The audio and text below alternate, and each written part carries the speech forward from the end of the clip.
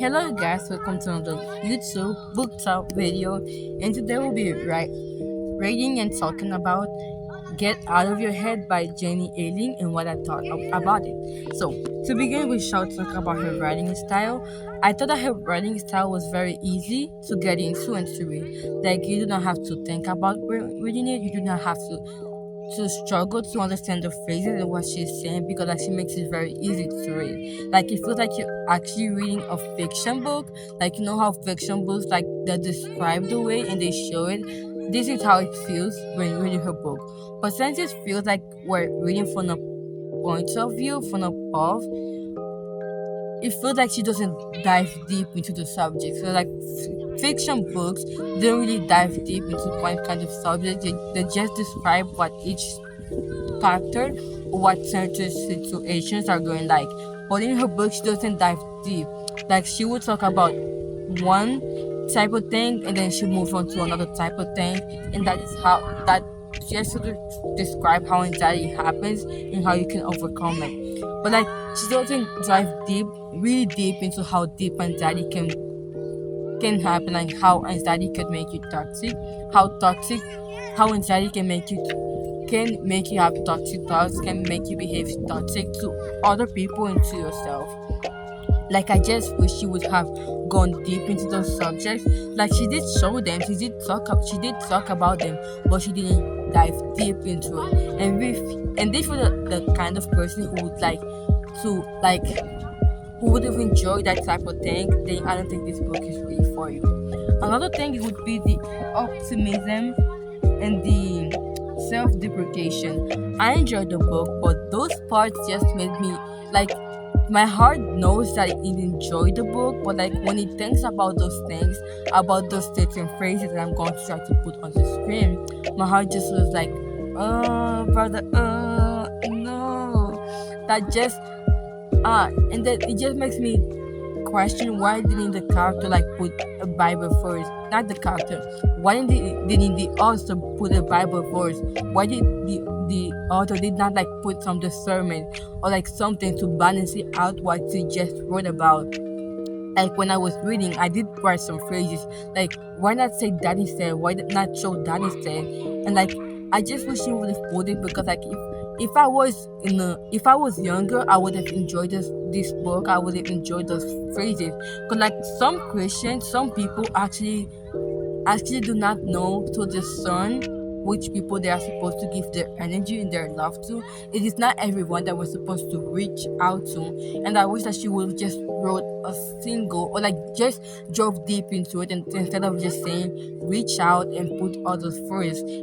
And put other first. And I'm going to try to put some Bible verses that actually talk about it is not everyone that you're supposed to give your love to, and that before putting others first, you're supposed to love yourself. And I just wish you would have just put those things in there because I think they're important when it comes to anxiety. Because sometimes and the anxiety doesn't really come from your thoughts, but it comes from someone else putting them in your life. You know. Another thing about this book is that the book is set on an 18 months period. She really focused on that 18 months, and I feel like a lot of us who have anxiety, our anxiety doesn't stay for 18 months. Like our anxiety will come and go again, again, and again. And sometimes it's weak, sometimes it's just stronger. Like I just wish she would have dove and explained what to do in those type of situations.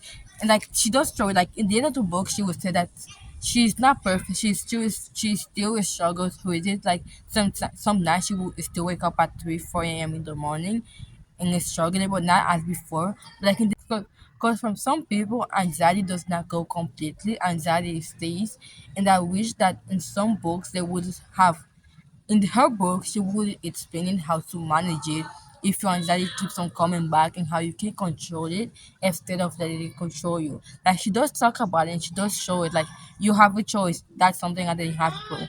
Again, this book does have some really good advices, but I just wish that she would have like explaining it some different way. But this book does have some really good things. Like in the before the last chapter, she showed what Jesus thinks and knows about me and how he sees me. That chapter made me cry. So that is a good chapter. a bad chapter would be the chapter on humility, which is the one that talks about putting others before you, which is not something I disagree with, but I just wish you would have put like the fact that not everyone is supposed to be put before you, and that you should learn to put yourself, you should take care of yourself before you start to loving others, which I just didn't like. Just give me a brother because I went through that and it hurt. And I wish that she would have seen that as someone else's point of view. That is not everyone who's supposed to put others before them, if you know what I mean. But I did have some favorite phrases from that book, and I'm going to show it in the screen. Another thing is that would I recommend this book? It depends. It depends on what type of friend do I have. Is my friend the kind of friend whose anxiety, whose thoughts are very deep, are very toxic? No. If your thoughts are very dark, toxic, very hard, then no. I wouldn't recommend that to you. But if your thoughts like they come and go, and this anxiety is never easy, but like, if your thoughts are just like easy for you to manage, like you know how to put them out of your mind, but you want some bigger control of them, then that book would be for you. But it really depends on what type of person, what type of friend do I have. With that reread this book, yes, like the book is good, it's good, but it's not perfect. But like I just wish she wouldn't have been so optimistic about it, and like she would like just know some type of struggles. Like again, I just wish she would go deep into some subjects. Like she does show them, but she doesn't dive deep into them because she focuses more on in science, Bible scripture, stuff like that. But like sometimes science cannot explain toxic thoughts. So there's that.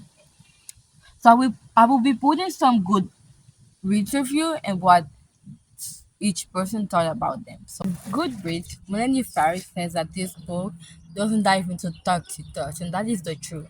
Like it does put them up front, it does explain them. It doesn't explain them. It does like show it, but like it doesn't dive into it. And if you show with toxic thoughts, then and toxic anxiety, that anxiety is always bad anyways, but like strong deep anxiety that always comes back, then that book is not really for you. Especially if you struggle with toxic people that actually brings your anxiety into high level, then that book is not for you. That book is more likely for people whose anxiety is not, because anxiety is never easy, but like it's not for those who have been struggling with anxiety for a long while, because like again the author only focuses on a 18 months period, and not on like a long term, like forever, your entire lifetime, the entire life that you have been living.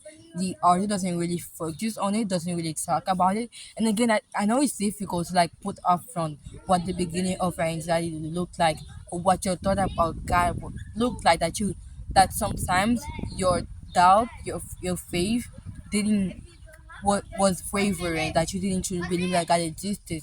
And I admire that, because not every Christian will put up front that sometimes in their life they will have doubt about God existing, and that was beautiful. But again, the author went easy. It didn't, because like when it did, the author didn't go deep into that book. So thank you for watching this video. I hope you guys enjoyed the review. And if you guys enjoyed it, don't forget to subscribe, like, and share this video. And what type of other reviews would you guys like from me? Thank you for watching, and bye.